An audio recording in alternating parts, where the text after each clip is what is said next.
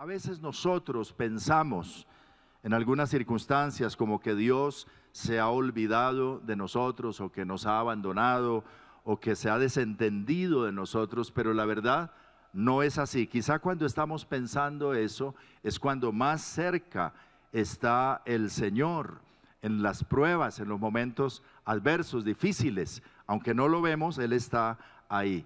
Y entiendo por la palabra de Dios que Dios piensa en nosotros, que Él tiene pensamientos y que Él nos ve, nos mira con atención a cada uno de forma personal, nos conoce y está interesado en nosotros y nos ama. Como el Padre se compadece de los hijos, dice la palabra, así el Señor se compadece de nosotros. Entonces con Dios no hay casualidades ni infortunios, hay propósitos. Dígalo conmigo, con Dios no hay casualidades, hay propósitos. Yo creo que Dios tiene planes, Dios tiene propósitos. Y de eso quiero compartir con ustedes unos minutos en esta mañana acerca del propósito de Dios. Y les invito a abrir sus Biblias, los que traen la Biblia todavía, o encender sus Biblias. En Salmo 138, vamos a leer este Salmo de David. Es una acción de gracias por el favor de Dios. Usted sabe que los salmos son cantos, ¿verdad? Y este salmo es muy querido y hay una frase especial que quiero resaltar esta mañana en este salmo. Pero leamos juntos la palabra del Señor, creo que va a estar en pantalla para que todos podamos leer. ¿Qué tal si nos ponemos en pie y leemos la palabra de Dios? No vamos a leer cualquier libro, la palabra de Dios. Y en reverencia a la palabra del Señor, ponemos en pie y en voz alta leemos todos juntos en el nombre del Padre y del Hijo y del Espíritu Santo. Dígalo conmigo. Te alabaré. A ver otra vez. Te alabaré con todo mi corazón. Delante de los dioses te cantaré salmos. Me postraré hacia tu santo templo y alabaré tu nombre por tu misericordia y tu fidelidad. Porque has engrandecido tu nombre y tu palabra sobre todas las cosas. El día que clamé, me respondiste. Me fortaleciste con vigor en mi alma. Te alabarán, oh Jehová, todos los reyes de la tierra, porque han oído los dichos de tu boca y cantarán de los caminos de Jehová. Porque la gloria de Jehová es grande, porque Jehová es excelso y atiende al humilde, mas al altivo mira de lejos. Si anduviere yo en medio de la angustia, tú me vivificarás. Contra la ira de mis enemigos extenderás tu mano y me salvará tu diestra. Jehová cumplirá su propósito en mí. Tu misericordia, oh Jehová, es para siempre. No desampares la obra de tus manos. Leamos otra vez el versículo 8. Jehová cumplirá su propósito en mí. Tu misericordia, oh Jehová, es para siempre. No desampares la obra de tus manos. Amén. Gracias te damos por tu palabra, Señor. Háblanos en esta mañana a través de ella. Te lo pedimos en el nombre de Jesús. Amén. Pueden tomar asiento, por favor. En primer lugar, les comparto hoy que los propósitos de Dios son eternos. Es decir, que Dios desde antes de la fundación del mundo ya tenía cosas en mente. Así lo dice la palabra del Señor en Efesios, en el capítulo 1, versículo 4, el apóstol Pablo hablando acerca de la iglesia y de la salvación, de cómo nos escogió. Dice que según nos escogió en Él antes de la fundación del mundo. Este es un tema difícil de entender a veces, la predestinación. Pero hay cosas que Dios tiene. Lo que quiero decir hoy es que hay pensamientos y planes que Dios tiene, no improvisados de un momento a otro, de ayer, sino desde muy lejos atrás. Y decimos, pero la fundación del mundo hace mucho rato, y eso es muy lejos para nosotros. Pero para Dios, que es eterno, y que para Él un día es como 1000 años, y 1000 años como un día, para Él sí eso es de ayer, hace poco. Pero el Señor tiene planes con su iglesia, con su pueblo, con nosotros. Pero también esto nos deja pensar lo que dice el salmista en el Salmo 139, 16, cuando dijo, mi embrión vieron tus ojos Y en tu libro estaban escritas todas aquellas cosas que fueron luego formadas, sin faltar una de ellas. Cuando eras un embrión, cuando yo era un embrión, ya Dios nos estaba mirando y pensando en cosas buenas que cumpliría a través de nosotros. Cuando Dios llamó al profeta Jeremías, capítulo 1 de Jeremías, le dijo: antes que nacieras, te santifiqué, te di por profeta a las naciones. Aún antes que estuvieras en el vientre. Yo creo que aún antes de nacer, Dios pensó en Moisés como salvador, como líder de Israel. Y así fue con muchos personajes de la Biblia. Y ellos no son la excepción. Nosotros no estamos en esta vida por casualidad. Las casualidades no existen. ¿Qué existen? Propósitos, planes, pensamientos de Dios. Entonces, algunas personas que pierden el sentido de la vida, cuando nos conectamos con el Señor, entendemos que hay planes, que no estamos porque sí, que no nacimos allá en ese pueblito o en la punta de ese cerro porque sí. No, el lugar donde nacimos, la familia donde pertenecemos, el entorno en el que hemos crecido, las circunstancias en que hemos vivido, obedecen a planes y propósitos divinos, que a veces nosotros no los logramos descifrar ni entender. Saulo de Tarso, por ejemplo, el perseguidor de la iglesia en el primer siglo, que arrastraba a hombres y mujeres y los entregaba a la muerte y a las cárceles. Y después el Señor lo llamó para que fuera su apóstol, el gran apóstol Pablo.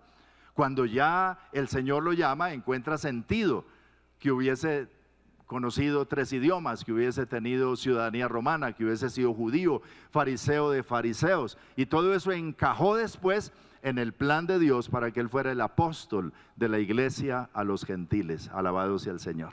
Todo encajará en el plan de Dios. El asunto es conectarnos con Él, pero hay propósitos. Y esos propósitos de Dios no es que se improvisan, sino que el Señor los viene trazando desde hace tiempo atrás, y tú y yo estamos en esos propósitos. No estamos aquí hoy por casualidad. Yo creo que Dios está trabajando en nosotros y sigue trabajando en cada uno de nosotros. ¿Cuántos lo creen? Somos la obra de Dios. Él está trabajando en ti, Él está trabajando en mí. Y son los planes. A veces no discernimos, no, son casualidades. Me encontré con esa persona por casualidad. Me tropecé con esto. Empecé este trabajo por casualidad. Terminé esta carrera porque sí, ni me imaginaba que iba a terminar esto. Pero dentro de eso hay planes que Dios tiene y quiere ejecutarlos, y sus planes son muy buenos. ¿Cuántos lo creen? Los planes de Dios siempre son buenos. Lo que Dios hace siempre es muy bueno. Ahora, los propósitos de Dios, en segundo lugar, prevalecen sobre las circunstancias.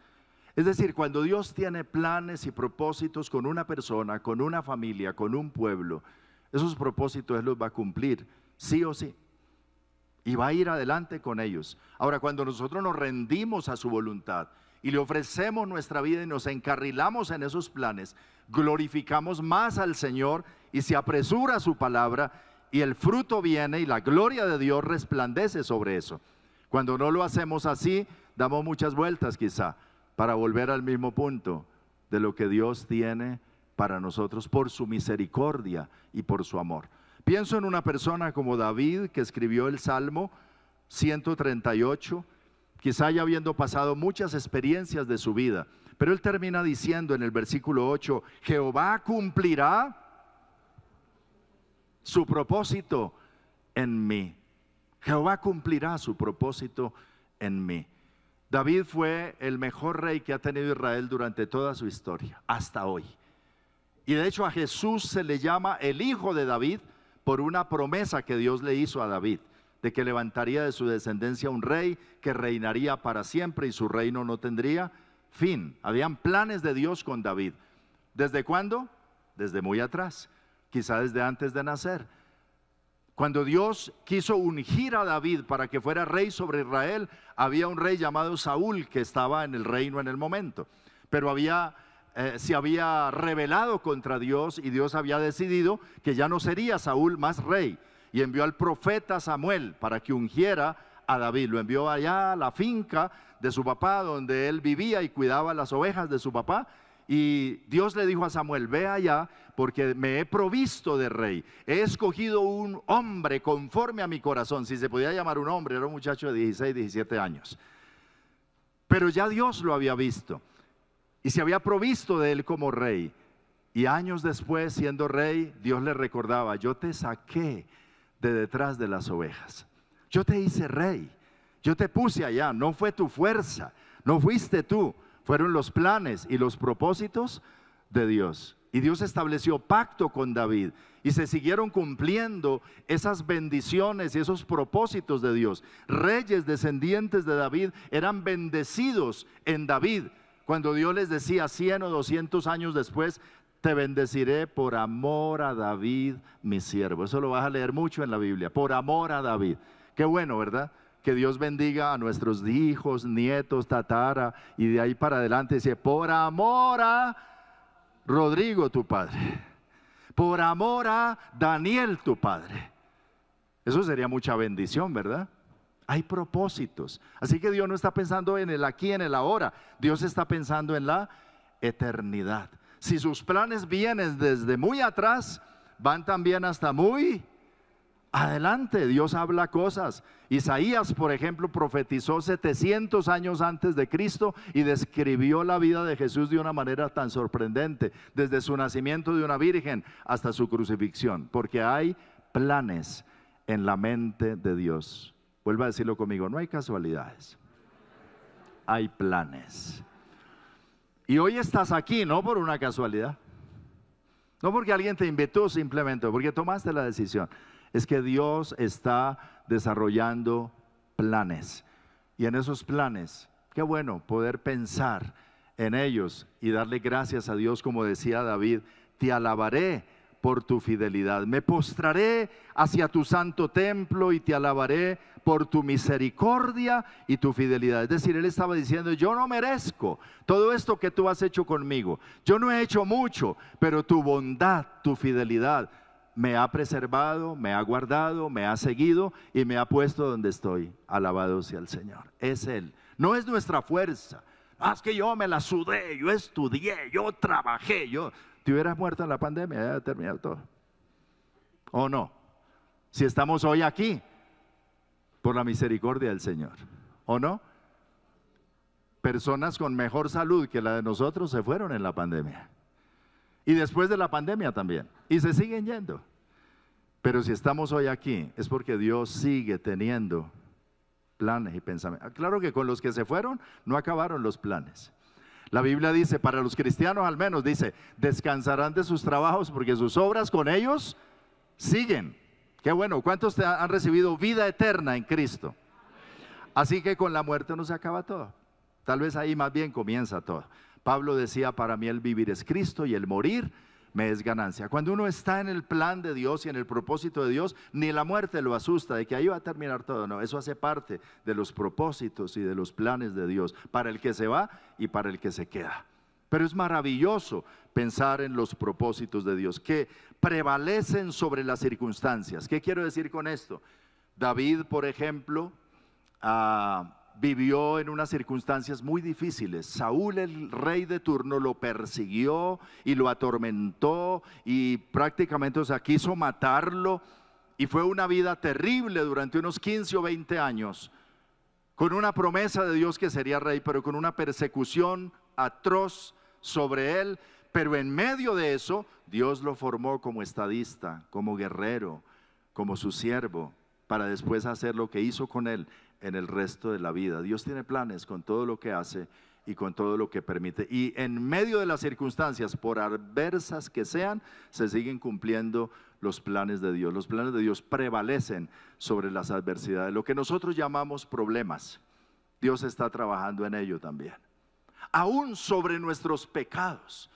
Porque en medio de ese ir y venir de David, recuerdan, ya siendo rey, cometió un pecado terrible, que fue el pecado con Betsabé, un pecado de adulterio, y después mandó matar al esposo de esta señora, a Urías, pecado de homicidio. Y a los 2 años de eso, Natán el profeta viene a reprenderlo. Ya había nacido el hijo fruto de ese pecado y encubierto esto, y es confrontado por el profeta Natán sobre esto. Y Dios dice: no morirás, pero el hijo que nació va a morir. Y aunque David oró por él una semana y ayunó, el hijo se murió. Pero después Dios lo perdonó porque David se arrepintió y pidió perdón y lloró su pecado. Entonces Dios lo perdonó y restauró su vida, y la restauración fue tan grande que me hace pensar esto. ¿Sabe qué hizo Dios? No podía ya desechar a esa mujer porque le había mandado matar el marido. Entonces la tenía que tener, de acuerdo a la ley del momento del levirato, como una de sus esposas.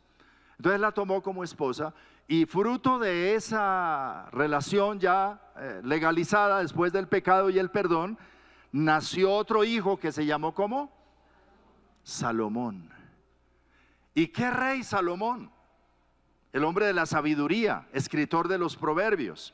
Pero no solo eso, sino que del linaje de Salomón, de la descendencia de Salomón, descendiente de David, llegó el Cristo. La línea genealógica pasó por Salomón y Betsabé.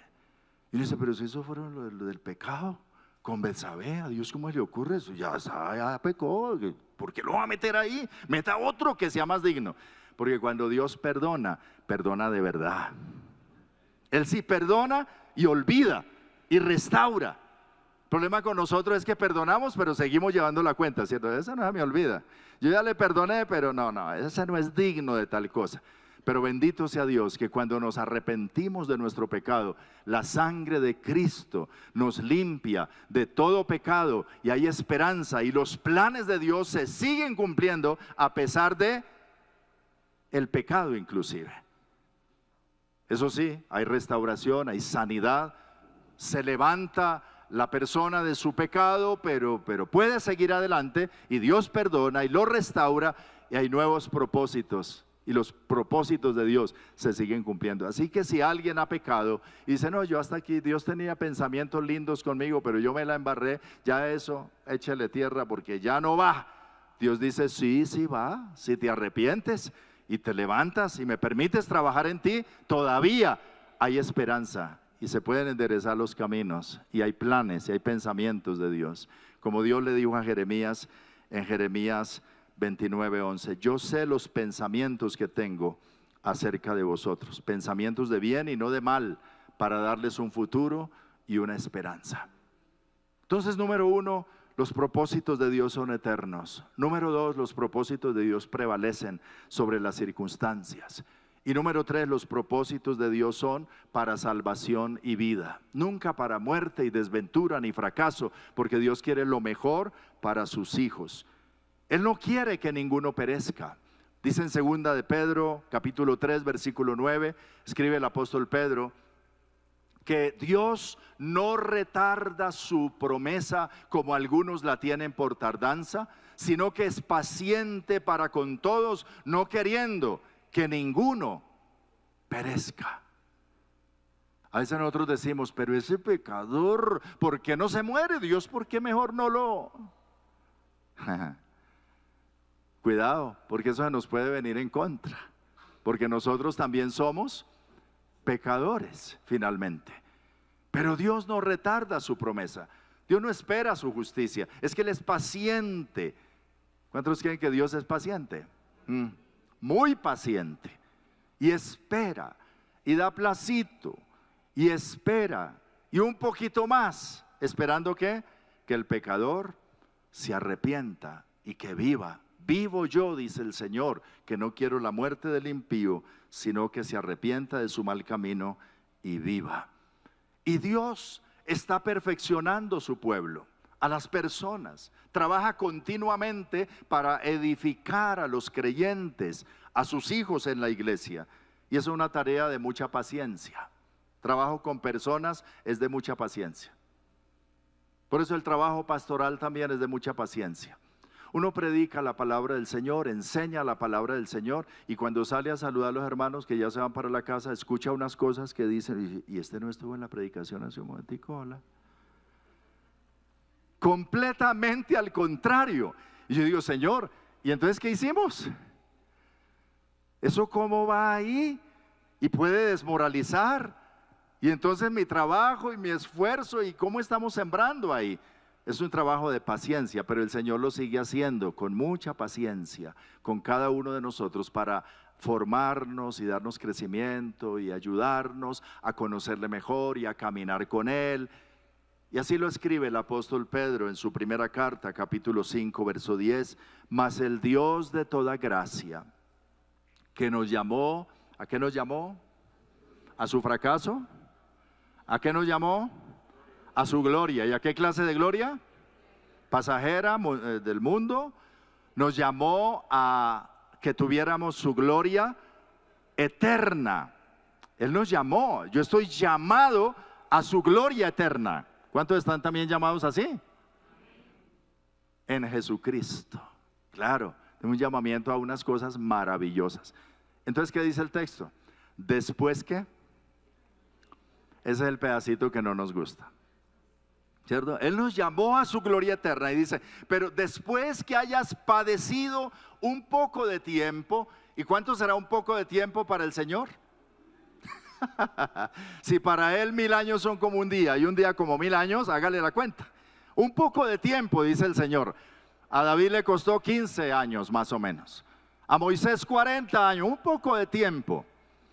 Un poco de tiempo, dice el Señor. Después que hayas padecido un poco de tiempo, Él mismo os perfeccionará, afirmará, fortalecerá y establecerá.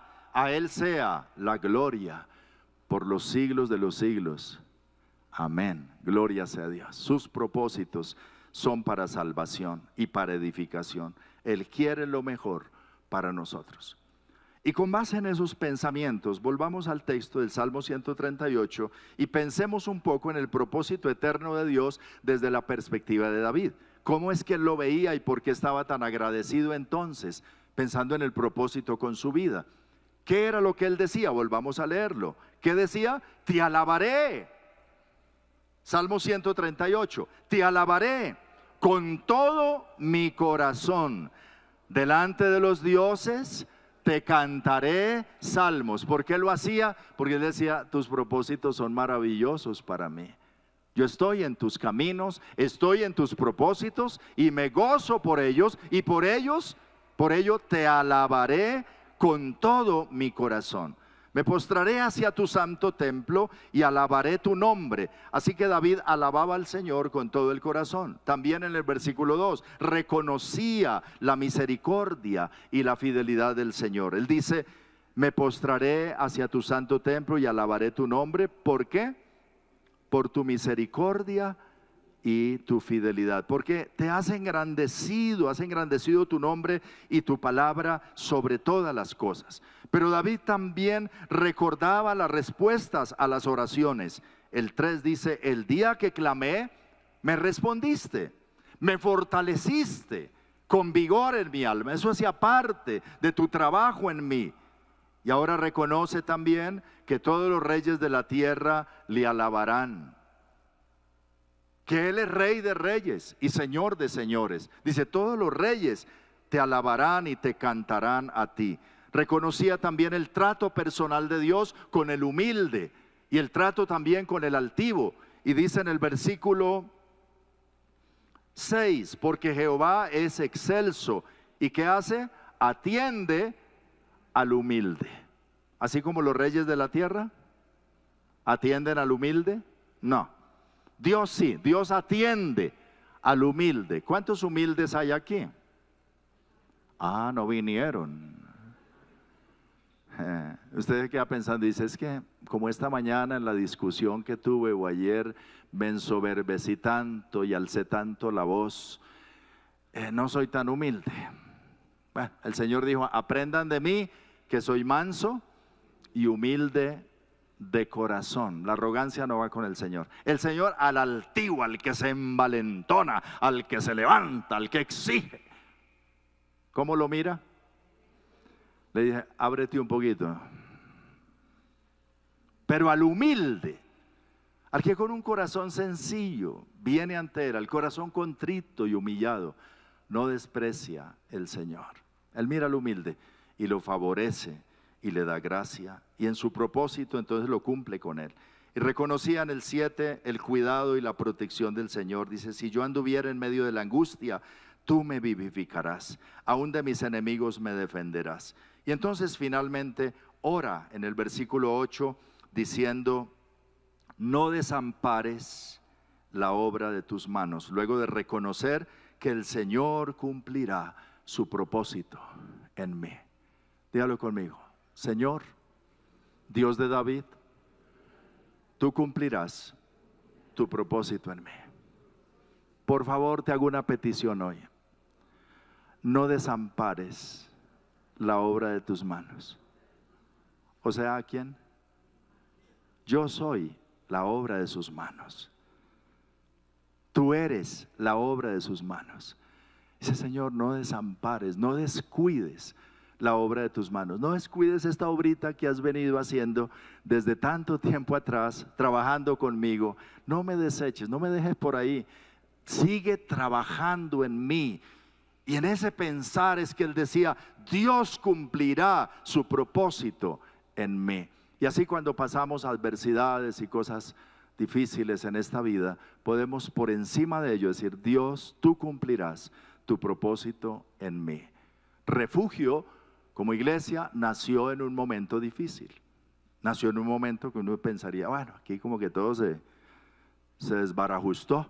Pero el pensar que Dios cumplirá su propósito en mí dio inicio a este trabajo, a esta iglesia, y Dios ha sido fiel. Y hoy, orando por Refugio, le podemos decir: Señor, gracias por Refugio, gracias por estos 2 años, gracias por la iglesia, hasta aquí nos has ayudado. Y Señor, no desampares la obra de tus manos. No la ha desamparado. Uy, Dios nos ha mostrado su bondad y su fidelidad de tantas maneras, ¿verdad? En estos 2 años como iglesia, los que han estado desde el comienzo saben cómo ha sido Dios de maravilloso y de fiel para con esta iglesia. No merecemos tanta gracia, tanta bondad, tanto amor, pero hoy le decimos: Señor, tú cumplirás tu propósito con nosotros. No desampares la obra de tus manos, mantén tus ojos sobre nosotros, sigue haciendo tu obra. Queremos ver y seguir deleitándonos en tu obra. Pero esto lo decimos como iglesia, pero también lo decimos como personas. Cada uno individualmente, Dios tiene propósitos. Tú puedes decir: yo soy tu obra, no desampares la obra de tus manos, sigue trabajando en mí. Si hoy estás aquí, es porque Dios sigue trabajando en ti. Esta palabra es parte, es una puntada más del trabajo de Dios en tu vida, diciéndote hoy: yo estoy pensando en ti todavía. Yo tengo cosas que hacer contigo todavía. Tengo pensamientos hacia el mañana, hacia la eternidad contigo. Y además son cosas maravillosas, son cosas que ni te imaginas, las que yo podría hacer o puedo hacer contigo. ¿Sabes que es así? Hay un versículo muy querido que todos conocemos, Jeremías 33:3. A ver, ¿qué dice?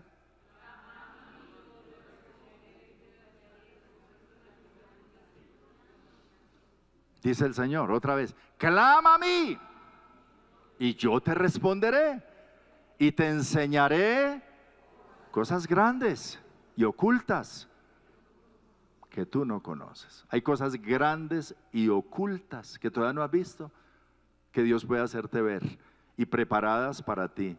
Cosas, dice la Biblia, que ojo no vio ni oído oyó, son cosas que Dios tiene preparadas para los que le aman. Ni los científicos israelíes ni los japonesitos científicos se la han imaginado siquiera de lo que Dios tiene preparado para los que le aman, para sus hijos, para su pueblo. Hay planes, hay propósitos. Yo alabo al Señor por eso y le animo a que confíe en el Señor y en la palabra de Dios, que hay propósitos y que estos propósitos se extienden a nuestra familia. Algunos aquí quizá están o estamos preocupados por nuestros hijos, por nuestros nietos, en esta generación en que vivimos, ¿verdad? Algunos nos preocupa la situación del país, nos preocupa la situación del mundo y preguntamos: ¿hasta dónde vamos a llegar? ¿Cierto? Esto está complicado. Educar hijos en este tiempo es complicadísimo. Los desafíos son grandes, pero podemos pensar en que hay futuro para ellos, porque Jehová cumplirá su propósito en mí. Y Él dice: bendecirá el Señor a los que temen al Señor, bendecirá a pequeños y a grandes. Sí, los bendecirá a ellos y a sus hijos. Alabado sea Dios. Jehová cumplirá su propósito en mí. Y este propósito finalmente es salvar a todos, es salvar a la humanidad, a todos por medio del Evangelio de Cristo. Lo que estábamos viendo en estos videos hace parte también, no es solo con nosotros, es mirar hacia afuera. Alrededor hay gente que necesita del Señor. En las universidades hay jóvenes que necesitan al Señor. Hay profesionales que todo lo que necesitan, más que el éxito profesional, es conocer al Señor de una manera especial. Y Dios quiere usarnos como iglesia para proclamar el Evangelio en esta generación y mostrar a Jesús a través de nuestras vidas. Hay propósitos de Dios, trazados, definidos, intencionales. No hay casualidades, hay planes, hay propósitos en la mente de Dios. Conéctate hoy con ellos. Cerremos nuestros ojos y le damos gracias al Señor por su palabra. Y que puedas decir, como decía David, Jehová cumplirá su propósito en mí. El Señor cumplirá su propósito en mí. No desampares la obra de tus manos. Ahí en oración cada uno, dale gracias por esta palabra. Dile, Señor, gracias, gracias. Gracias por lo que has estado haciendo en mi vida. Gracias por preservarme la vida hasta hoy. Gracias, Señor. Gracias por mi familia. Gracias por mis hijos. Gracias por permitirme un día conocerte a ti, Señor. Gracias por permitirme hoy estar aquí escuchando tu palabra, Señor, en este lugar. Es un privilegio hoy adorarte en este lugar y escuchar tu palabra. Tú estás aquí. Gracias, Señor, gracias. Dile, Señor, aquí está mi vida. Por favor, no desampares la obra de tus manos. Yo creo lo que tu palabra dice cuando dice que el que comenzó esta buena obra en mí, la perfeccionará y la terminará hasta el día de Jesucristo. Y así oro por cada uno de los que están aquí esta mañana conmigo. Tú has comenzado una obra en cada uno de ellos, desde el vientre, desde la infancia, la adolescencia, en el hogar, en el matrimonio, en su carrera, en lo que está Dios haciendo. Y algunos quizá no logran comprender cómo encajan algunas cosas en ese propósito, no logran entender lo que tú tienes en mente. Pero dile al Señor hoy, yo quiero estar en tus manos, yo quiero estar cerca de ti, yo quiero conocerte, escuchar tu voz, y yo quiero que tú cumplas ese propósito tuyo en mí. Es mucho más grande, glorioso y maravilloso tu plan que mis propios planes, Señor. Yo rindo mis anhelos, mis deseos, toda mi vida a ti, Señor. No desampares la obra de tus manos. Ayúdame a entender. Mi aflicción, mis cargas, las deposito en tus manos hoy. Dame descanso, trae refrigerio, trae fortaleza a mi espíritu. Como decía David, me fortaleciste con vigor en mi alma. Clamé al Señor en mi angustia y Él me escuchó y me fortaleció y me dio vigor en mi alma. Dile al Señor, dame también a mí de eso. Ayúdame, Señor. Quizá hay alguien en esta mañana, aquí presencial o allá a través del canal de YouTube, en su casa, queriendo conectarse con Dios y diciéndole, yo quiero entregarle mi vida al Señor. Ora conmigo esta oración. Si es esa tu necesidad, dile, Señor, yo te necesito. Señor, yo te necesito. Te abro mi corazón. Te recibo como mi Señor y Salvador. Ocupa el trono de mi vida. Endereza mis caminos. Tus propósitos y planes, tu voluntad, cumplen mi vida. Y no desampares la obra de tus manos. Ayúdame a conocerte. Transfórmame, cámbiame, vivifícame. Dame una vida nueva en el nombre de Jesús. Gracias, Padre. Aquí está mi vida, la pongo a tus pies en Cristo Jesús. Gracias, Dios, te adoramos, Señor. Bendigo esta congregación hoy en el nombre de Jesús. Cada persona que está aquí por primera vez y los que ya de tiempo se vienen congregando en esta comunidad también. sus familias, sus matrimonios, su economía, su salud, todos sus desafíos, sus anhelos profundos, sus desvelos, los pongo en tus manos, Señor. Como sacerdote en medio de esta congregación, como ministro tuyo, te clamo a ti por cada uno de ellos, Señor. No los sueltes de la mano, revélate a sus vidas, dales palabra en las noches, en las madrugadas, consuélalos, aliéntalos, dales fuerzas nuevas. Alienta sus vidas, Señor. Abre los ojos del entendimiento. Dales discernimiento espiritual y ayúdalos a caminar en victoria, tomados de tu mano, Señor. Toma sus vidas, les bendigo en el nombre de Jesús. Bendice la obra de sus manos, sus trabajos, sus negocios, la empresa, lo que tú has puesto en las manos de ellos, Señor. Y todo motivo de dolor también, oh Dios, trae bálsamo a sus corazones y ánimo y nuevas fuerzas en esta mañana. Los bendigo en el nombre de Jesús y te doy gracias.